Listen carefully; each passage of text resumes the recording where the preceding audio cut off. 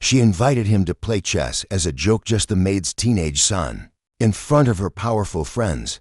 But within minutes, the laughter died, and what happened next shattered the room's illusion forever. Beverly Hills glittered that night under 1,000 chandeliers, every crystal reflecting the gold and silver of a world where excess was the norm. And empathy was a rare guest. The Whitman mansion stood like a fortress of privilege, its marble steps polished to perfection, its grand hall humming with the soft clink of champagne glasses and the low laughter of people who had never known the weight of an unpaid bill. At the heart of this gathering was Victoria Whitman, a woman whose wealth was inherited, whose charm was sharpened into an art form, and whose smile rarely reached her eyes. Tonight, she was hosting a charity gala for underprivileged youth, a noble cause that, for her, was more a performance than a mission. In the corner, unnoticed by most, stood Diego Santos, 17 years old, the son of Carmen, Victoria's maid of 2 decades. He was dressed simply, in a pressed white shirt and black slacks, balancing a tray of canapes as he moved quietly between the silk gowns and tailored suits. His hands were steady, his expression neutral, but his eyes, they were alive, taking in every detail, as if each glance was a move in a game only he could see. The evening had been going smoothly, polite speeches, polite laughter, until Victoria's voice, dripping with condescension, sliced through the warm air. "Come here, boy. How about showing me how you play chess in the slums?" The words hung in the room like a cold draft, sending a ripple of discomfort through a few guests. While others chuckled discreetly behind crystal rims, Diego froze for a moment, tray in hand, before turning to face her. The room seemed to lean in, curious. Carmen's grip on the serving cart tightened, her knuckles whitening. 20 years of service, of cleaning floors and polishing silver, and still she had to watch her employer turn her son into a punchline. Victoria gestured toward an ornate Italian marble chessboard, displayed on a low coffee table, its pieces hand-carved, each one worth more than Diego's mother made in a month. "It'll be fun," she continued, smiling the way a cat might smile at a cornered mouse. "Let's see what this boy can do against someone who has actually studied the game." The guests shifted, their interest piqued. Some exchanged knowing looks, others smirked, expecting an easy victory for their hostess. "I bet he doesn't even know the night moves in an L shape," whispered Mr. Hamilton, owner of several luxury hotels, to his wife. Laughter rippled again, but Diego did not laugh. He set down his tray with quiet precision and stepped forward. He didn't rush to take a seat. Instead, he stood for a moment, scanning the faces in the room, memorizing the smirks, the raised eyebrows, the air of superiority. At 17, he had already learned something most adults never do, that silence can be more powerful than any retort. And in that silence, something shifted just slightly in the air. There was no outward defiance in his posture, no obvious challenge, but there was something else, something harder to define: a stillness, a coiled energy, like the tension before a storm breaks. And though the guests couldn't yet articulate it, a few of them suddenly had the faint, unsettling feeling that the evening was about to take a turn they had not anticipated. Victoria, misreading his composure for timidity, beckoned him again, her tone playful but edged. "Come on, it will be educational for both of you," she said, glancing at Carmen as though this were a lesson in humility. Carmen's eyes met her son's for a brief second. She didn't speak, but she didn't have to. He had seen that look before. It was the same look she gave him before every challenge, every uphill climb. "You know who you are. Show them." He finally moved, lowering himself into the leather chair opposite Victoria. The marble pieces gleamed under the chandelier, their polished surfaces reflecting the pale gold light. The crowd gathered closer, their curiosity sharpening. They didn't know it yet, but this wasn't just a friendly game between a rich hostess and a servant's son. It was the opening move in a battle of perception, a duel not just for points on a board, but for something far more valuable: dignity. You're watching voices unfold, where stories reveal the truth beneath the surface. Tonight's story begins with a game of chess, but it will end as something far greater: a lesson that might just change the way you see people forever. If you're ready for a journey that blends arrogance, strategy, and the quiet power of A mind underestimated. Stay until the very last move. Trust me, you won't see it coming. Before we dive in, make sure to subscribe to Voices Unfold so we can keep bringing you powerful stories that deserve to be told. Your support is what fuels the next chapter. And here's a question for you, one to keep in mind as you watch this story unfold. If someone publicly underestimates you, what's the best way to respond? A. Prove them wrong with action, not words. B. Walk away and let their ignorance stand. Drop your answer in the comments or B and tell us why. Victoria lowered herself into the leather chair with the air of someone settling into a throne. She chose the white pieces without hesitation, aligning them with the meticulous movements of a hostess accustomed to control. Diego sat across from her, his expression unreadable, his dark eyes fixed not just on the board, but on her every gesture, as though he were already several moves ahead in more ways than one. Round them, the guests gathered closer, drawn in by a mix of curiosity and expectation, their laughter softening into something more watchful. The room, for all its chandeliers and soft music, began to feel smaller, as if the gravity of what was about to unfold was pulling everything inward. Victoria opened with a pawn d4. She announced it as though unveiling a family heirloom. King's pawn opening, a tradition in my family, she said, her voice carrying the faintest tremor of condescension, the kind that assumes the other person will be impressed. Diego didn't hesitate. His hand moved with a speed that was neither rushed nor hesitant, sliding his pawn to c5, the Sicilian defense. A few guests tilted their heads, recognizing the move, their eyes flicking to Victoria. This was not the timid response they'd expected from a boy who, just minutes ago, had been serving appetizers. Victoria's smile didn't falter, but a tiny pause betrayed her. She brought her knight to f3, sticking to the familiar patterns she'd likely memorized from casual games in country clubs. Diego countered with precision, his moves flowing in a rhythm that seemed almost rehearsed, though it was anything but mechanical. It was alive, adaptive, responding not just to the placement of pieces, but to the energy across the board. The guests began to murmur softly. Even those with only a passing knowledge of chess could sense there was something different in the way Diego played. He didn't fidget, he didn't glance around. He didn't seem impressed by the setting or the opulence of the board itself. To him, the marble pieces were not symbols of wealth, they were tools in a craft he had honed quietly, relentlessly, for years. Victoria moved her pawn to d3, a conservative choice, safe, controlled, as though she were protecting something fragile. Diego's reply was instant, knight to c6, developing with intention. His movements were fluid, economical, as though each piece was drawn to its square by an invisible thread only he could see. The pattern of the game began to emerge, not a chaotic exchange of moves, but a structure, a design, forming in his mind and spilling out onto the board in perfect sequence. She leaned back in her chair, perhaps trying to reassert her confidence. In real chess, you think before you play, she said lightly, casting the comment toward her guests as though inviting them to laugh. But Diego only smiled faintly, pausing for a brief moment, not because he needed the time, but because he understood the value of perception. The pause was deliberate, a feint in the psychological battle already underway. He pushed his pawn to g6, preparing the fianchetto, a setup that, to the untrained eye, seemed almost careless. But to those who recognized it, it was the foundation of a strategy with long, sharp teeth.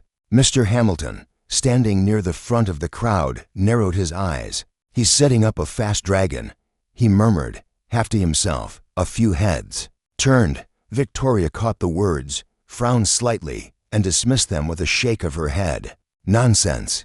He must have seen it in a movie, she said, her voice a touch sharper than before. The rhythm of the game began to shift. Victoria's moves, once smooth with social confidence, grew slower, more deliberate.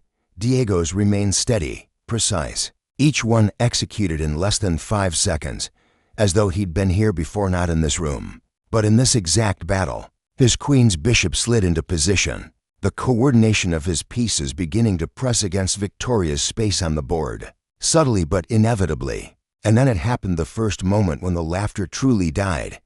Diego's knight leapt, forward in a calculated maneuver, forcing Victoria into a defensive choice she clearly hadn't anticipated. The guests leaned in unconsciously, their eyes darting between the two players. Victoria adjusted her bracelets, perhaps to steady her hands, and moved to counter.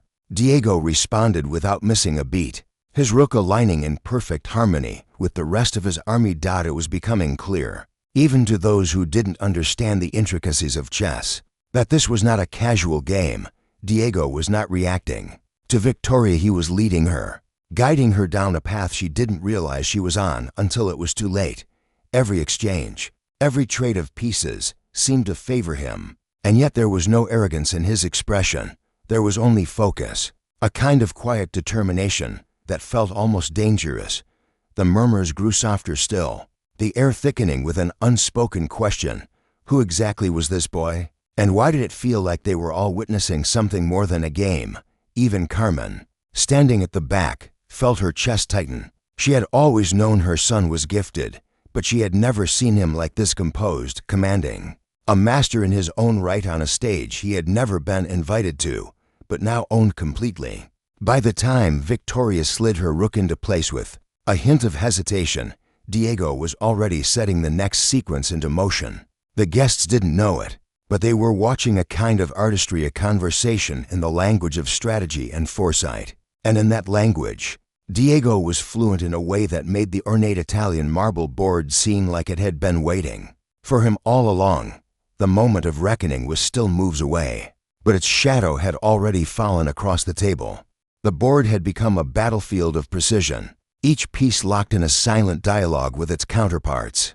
Victoria's earlier confidence had begun to thin, replaced by a concentration that felt unfamiliar to her. She leaned forward now, studying the position as if she could will the pieces into a more favorable arrangement. But Diego's pieces moved with the inevitability of a Titan, hurried, relentless, each advance carrying the weight of a larger plan. The murmurs in the room had long faded. Even the clink of glasses had ceased. Diego made his next move, a knight sweeping forward to a square that seemed innocuous at first glance. But the seasoned eyes in the crowd saw it immediately. This wasn't a casual placement, it was the first link in a chain designed to tighten around Victoria's position. Hamilton's brows knit together, the recognition sparking before he could stop it. "That's a trap," he muttered under his breath. But his warning, even if spoken aloud, wouldn't have mattered. Victoria was too focused on the board to hear anything beyond the silent challenge it presented. She took her time responding, moving a pawn in a cautious sidestep, trying to shield her king's flank. Diego's reply came in less than 3 seconds, a rook sliding into place with surgical precision. It wasn't just the move itself, but the message it carried. He was in control. Each adjustment she made seemed to play directly into the shape he was building. It was as if he had been here before, not in this exact room, but in this exact game, one where every move she could make had already been anticipated. A bead of sweat formed near Victoria's hairline, betraying what her steady smile tried to hide. She attempted to regain composure, straightening her posture, brushing a hand along her diamond bracelet. But Diego was already advancing his queen's bishop to a square that cut through the heart of her defenses. The angle was clean, merciless, and then came the move that shifted the energy of the entire room. A pawn sacrifice. To the untrained eye, it looked careless, even amateurish. Why give away material so early? But Hamilton's eyes widened. He knew exactly what it meant. She doesn't see it, he whispered to himself, his voice heavy with a strange mix of dread and anticipation. The pawn was bait, and Victoria, eager to claim a small victory in a game that was beginning to slip away from her, took it without hesitation. Diego didn't react. He simply sat back, his expression calm, almost serene. The trap had been sprung, though no one else could see it yet. He began to reposition his knights, his rooks, and then, with a quiet grace, his queen. Each move was like turning a key in a lock, one by one, until the mechanism was fully engaged. Carmen, watching from the corner, felt her heartbeat quicken. She could read her son's face as easily as any book. That faint smile, not smug, but certain, was the same one he'd worn when, at 12 years old, He solved a complex puzzle the local chess club had insisted was unsolvable for someone his age. She knew what it meant. The outcome was already sealed. Victoria moved again, slower now, her fingers lingering on each piece as if touch alone might guide her to safety. But with every response, Diego's position grew stronger, his pieces harmonizing, in a way that was almost beautiful to watch. The symmetry of it, the control. This was no longer just a game. It was a lesson unfolding in real time. And then, the inevitable crossroads appeared. Diego's knight leapt into a square that created a dual threat. Protect the king, and she would lose her queen. Protect the queen, and she would face checkmate in 3 moves. The realization hit her, and for the first time that evening, her mask slipped. Her eyes darted across the board, searching for an escape that did not exist. Gasps rippled softly through the crowd. They could sense it now, even those who knew nothing of chess strategy. Something irreversible had happened. The balance had shifted entirely, and Victoria, once the unquestioned center of the room's attention, was now caught in a position she could neither control nor gracefully retreat from. Diego's gaze never wavered. He wasn't gloating. He wasn't performing for the crowd. He was simply present, locked into the purity of the game, honoring the years of study, the quiet mornings at the library, the long nights under dim light, solving puzzle after puzzle when the rest of the world slept.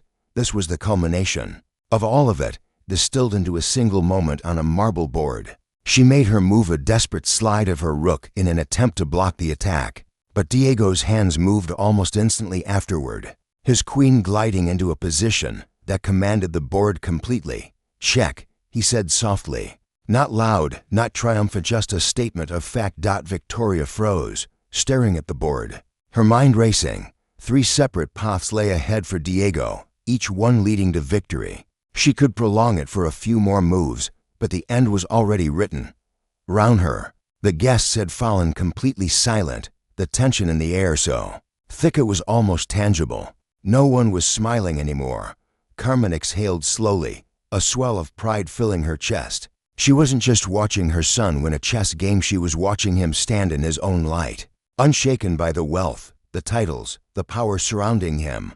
Victoria finally looked up, meeting Diego's eyes. For a fleeting second, something passed between them, not anger, not even humiliation, but a dawning understanding of just how completely she had misjudged him. But before she could speak, Diego made the final adjustment to his plan, the finishing touch that would carry them both into the next irreversible moment. The game was not yet over on the board, but in every way that mattered, it already was. The final blow landed with quiet certainty. Diego's queen slid into place like a blade finding its mark. Checkmate, he said, the word almost gentle, but carrying the weight of everything that had brought him here. For a moment, the room seemed suspended in silence, as if no one dared breathe. The ornate clock on the wall ticked twice before anyone moved. Victoria stared at the board, her eyes scanning it over and over as though the pieces might somehow rearrange themselves into a version of reality, where she had not just been defeated, outplayed in front of every influential person she had invited. Her lips parted, a protest forming, but it faltered. She looked up at Diego, expecting perhaps to see the smirk of triumph she had anticipated when she first invited him to play. Instead, she found only calm, steady, unshaken, and absent of any need to gloat. This was not the victory of a boy seeking revenge. It was the victory of someone who knew exactly what he was worth and had never needed her approval to prove it. Carmen stepped forward then, her hands unclasping from where they had been folded so tightly at her waist. Her voice was steady, carrying across the still air. My son has woken up at 5 every morning for years to study before school, she said, looking not at Victoria, but at the room itself. When we couldn't afford electricity, he studied by candlelight. When there was no internet, he walked miles to the public library. What you saw tonight is not luck. It's years of work you never cared to see. The words hung there, not bitter, but firm, an accounting of truth. A murmur of unease passed through the guests. They shifted in their seats, eyes darting between Victoria and the young man across from her. Some of them, perhaps for the first time that evening, looked at Diego not as a servant's son but as an equal. or even as someone far above them in discipline and dedication. It was then that Congresswoman Jennifer Mills, who had been watching the match with an intensity absent from her earlier social politeness, leaned forward. "Diego," she said, her voice warm, "would you be interested in a scholarship? I know several universities that would be eager to have someone with your talent." Diego blinked once, the first break in his steady composure. A real smile, small but genuine, spread across his face. "Very interested, ma'am," he replied. Mills reached into her purse, drew out a card, and extended it toward him. He took it carefully, as though aware this was not just a piece of paper, but a door one he had always known was out there somewhere, but had never expected to open in this room, on this night. Carmen's eyes glistened, though her chin remained high. She glanced at her son and, for the first time in years, allowed herself to imagine a life for him beyond the narrow confines they had been forced into. She reached up and removed the apron she'd been wearing all evening, folding it once, before setting it aside. The act, simple as it was, carried a quiet finality, as though she were leaving more than just the room behind. Victoria was still seated, her fingers resting lightly on the edge of the table. Her gaze shifted from the board to the guests, searching for some thread of sympathy, some shared amusement to reclaim the power she had lost. But the eyes that met hers were no longer warm with admiration or envy. They were cool, even disappointed. In less than an hour, she had transformed from the center of the evening's charm to its cautionary tale. Diego rose, tucking the business card into his pocket. "Thank you for the game, Mrs. Whitman," he said, his tone polite but unmistakably firm. It was educational. The words were delivered without sarcasm, yet their meaning landed with unmistakable clarity. He turned to his mother. "Shall we go? I have school in the morning." Carmen nodded. They began to walk toward the door, the crowd parting slightly to make way for them. As they reached the threshold, Mills called after him once more. "I'll expect your call on Monday, Diego." He turned, gave a small nod, and then stepped into the cool night air with his mother at his side. The air outside felt different, lighter, freer. Carmen inhaled deeply, and Diego glanced upward at the stars scattered across the dark sky. In his pocket, the card felt solid, almost heavy, but in the best way, a weight that anchored him to the possibility of everything that lay ahead. Inside the mansion, the evening unraveled quickly. Guests exchanged brief farewells, avoiding Victoria's eyes. Hamilton left without ceremony, his wife following silently. Within minutes, the once bustling room was nearly empty, the clinking of glasses replaced by the faint sound of a clock, marking the moments after a downfall. For Diego, the game was over, but the real match, the one against the boundaries the world had tried to set for him, was only beginning. Tonight had proven something he had always believed in his quiet moments at the library, that skill, discipline, and resilience could not be confined by wealth or status. As he and Carmen walked down the quiet street, he wasn't thinking about the humiliation Victoria had suffered. He was thinking about the opportunities ahead, about the young players he might mentor one day, about building something lasting. He had no need to replay the match in his mind. The memory was already etched there, not as a moment of conquest, but as the first step into a larger game, one in which he would define the rules and play not for applause, but for purpose. In the weeks that followed, the echoes of that night in Beverly Hills traveled far beyond the marble floors of Victoria Whitman's mansion. The story moved in hushed conversations through charity circles and country clubs, but it didn't stay contained there. It spilled onto social media, into articles, into living rooms across the country. Congresswoman Mills, true to her word, shared what she had witnessed not as a sensational scandal, but as an example of how brilliance can rise from places most people never bother to look. Her post was measured, yet powerful. A 17-year-old, self-taught chess prodigy had outplayed one of the wealthiest women in the city, exposing the fragility of arrogance and the strength of quiet discipline. The video clips that emerged, snippets recorded discreetly by those in the room, amplified the moment. They captured the stillness of Diego's focus, the exact instant Victoria realized she was trapped, and the poised way he said checkmate. The response was overwhelming. Within days, the footage had millions of views. Comments poured in. not only praising Diego's skill, but dissecting the deeper layers of the story. The casual cruelty of underestimating someone based on their background, the elegance of letting one's abilities speak instead of one's ego, the silent courage it takes to stand in a room full of power and refuse to be diminished. Hashtags sprouted, petitions emerged, and offers for mentorship and scholarships began flooding in. What had been a private humiliation for Victoria became, in the public eye, a celebration of merit over privilege. For Victoria, the fallout was swift. Invitations that once came daily grew scarce. Her name quietly disappeared from benefit committees and gala programs. Memberships were reviewed at the exclusive clubs, where she had spent her life cultivating influence. Those who had laughed with her that night now avoided her gaze, unwilling to be linked to the arrogance that had been laid bare for the world to see. The loss of face was complete not because she had lost a game of chess, but because she had shown the world she valued spectacle over respect, status over substance. Diego, however, had no interest in revenge. The scholarship offers were real, and within 6 months, he was walking the halls of Stanford University on a full academic scholarship.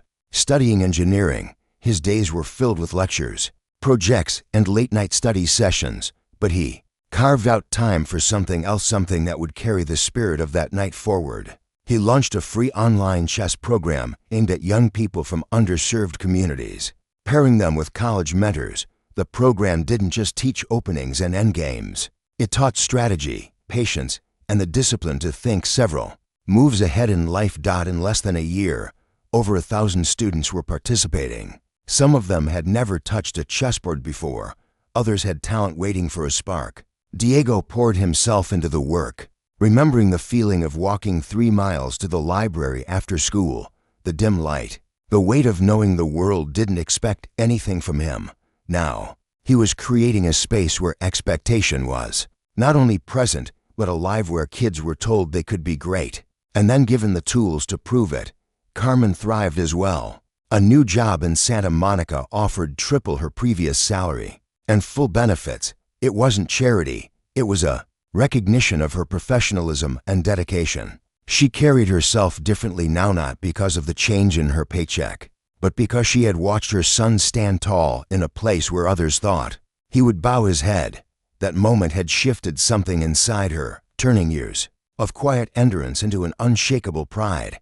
From time to time, Diego would be invited to speak at schools and youth centers. He would share his story, but never in the tone of someone reliving a victory over another person. Instead, he framed it as a victory over limitation, over the small, invisible boxes that the world tries to put people in. True nobility, he would tell them, has nothing to do with the name you inherit or the wealth in your account.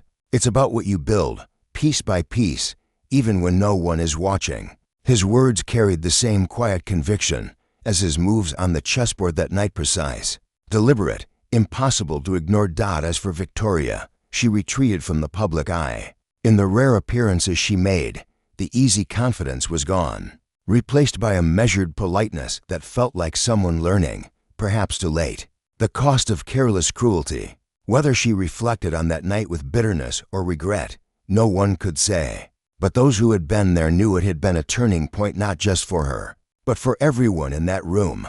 Years later, Diego would still remember the way the room had gone silent after his final move, the way the air had shifted, and the way the door had opened, not just to leave the mansion, but to step into a larger world. He understood that victories like that were rare, not because of the win itself, but because of what they revealed. That night had shown him that character was the most unshakable foundation a person could stand on. Money could buy an ornate chessboard, but it couldn't buy the skill to command it. Status could fill a room with important people, but it couldn't make them worthy of respect. For Diego, the best revenge was never about proving Victoria wrong. It was about building something so enduring, so extraordinary, that her opinion and the opinions of people like her no longer mattered. He carried that truth with him into every lecture hall, every mentorship session, every decision about the future he was shaping. The marble chessboard in Beverly Hills had been the stage for one chapter of his life, but the real game was ongoing, and he intended to win it, not for applause, but but for the quiet satisfaction of knowing he had played with purpose and on his own terms. That night in Beverly Hills was never truly about chess. It was about the power of perception, the danger of arrogance, and the quiet strength that comes from years of unseen effort. Diego Santos didn't just move pieces on a board, he dismantled a hierarchy that many in the room assumed was unshakable. Each calculated move wasn't only a tactical choice, it was a declaration that skill, discipline, and perseverance are forces no amount of wealth or status can diminish. He entered the room as the Maid's son and left as a symbol of resilience, his victory echoing far beyond the marble floor where it was won. Victoria Whitman's loss was more than a checkmate, it was the unraveling of a fouet built on privilege without empathy. Her defeat was public, but the deeper wound was private, the realization that her power had been rooted in the assumption that others would always stay in their place. When that assumption was shattered, so too was the illusion of control she had cultivated for years. For Carmen, the night was a vindication of every sacrifice she had made. Every early morning and late night spent working so her son could have opportunities she never had.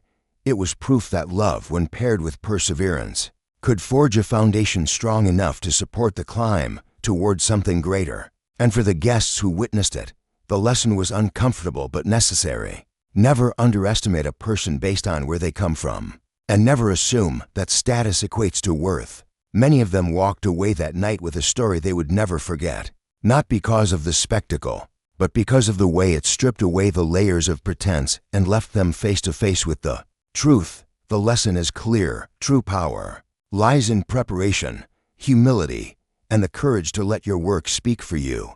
In our daily lives, this means focusing less on proving ourselves through appearances and more on building skills, character, and resilience when no one is watching. It means treating others with respect regardless of their position, because you never know the depth of strength and talent they carry. And it means recognizing that challenges, especially those born from underestimation, can be the very moments that define your future.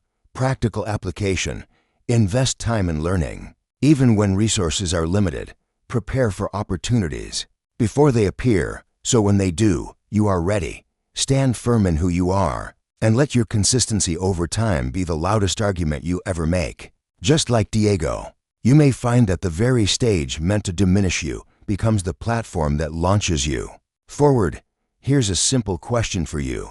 If someone underestimates you in public, would you quietly walk away or take the opportunity to prove them wrong? Please share your answer in the comments so we can all learn from each other's perspectives. And don't forget to subscribe to the channel. Your support motivates us to keep bringing you powerful stories and lessons worth hearing.